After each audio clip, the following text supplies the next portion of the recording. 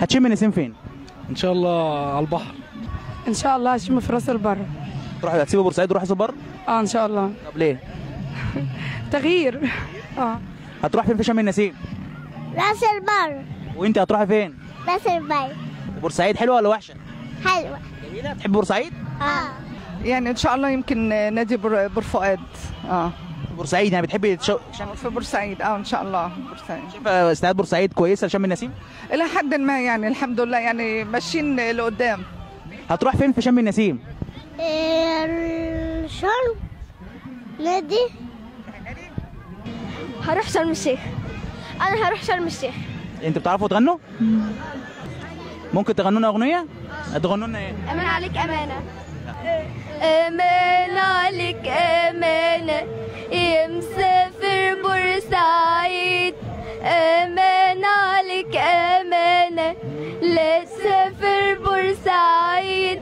امان عليك امانه لا تبوس لي كل ايد. لا تبوس لي كل ايد. حربت في بورسعيد. اولا انا بلدي اولى بيا، يعني احنا عندنا هنا في بورسعيد مناظر جميله جدا زي القرى زي الجناين زي النورس الكروان الكناري، في حاجات كتير جدا ممكن نقعد فيها. مع جوزي طبعا. والله عايز اقول لك ان انا ممكن تقول في كل حته في بورسعيد، ما انت قلت الصحفي محمد الغزاوي، يبقى بالتالي انت عارف ان مجالنا هنغطي كل الدنيا. انا يهمني ان كل اهل مصر يجوا يشموا النسيم في بورسعيد. عايزين نقول للناس تعالوا بورسعيد. بورسعيد بلد جميله جدا. بورسعيد مش هتتطور الا بمصر كلها باهل مصر ومشاركتهم.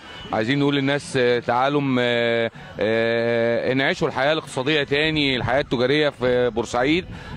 عايزين نقول للناس انتوا محتاجين ايه بورسعيد عشان تيجوا بورسعيد. الموضوع مش شم النسيم بس، الموضوع احنا عايزين مصر كلها تبدا ترجع بورسعيد تاني، وبورسعيد ترجع تاني لحضن مصر. بسم الله الرحمن الرحيم. الاول اقدم نفسي فاتن الشعباني، مديره مكتب جريده الاسبوع. في الحقيقه انا يعني طبعا انا كصحفيه ليا وضع خاص غير الناس كلها. انا بصحى الصبح طبعا بالكاميرا بنتجول على جميع المتنزهات في بورسعيد، وطبعا اساسي البحر والحدائق العامه ويعني والقرى السياحيه. بنعمل مسح شامل بالكاميرا عشان نغطي الاخبار بتاعنا. هفضل في البيت. اشمعنى يعني؟ يعني عشان البلد بيبقى ريحتها نسيم. ما بحبش اشم النسيم بصراحه. انت مع الناس اللي بتقعد في البيت ما تروحش حته؟ بحب انا في المواسم دي ابقى في البيت احسن افضل يعني.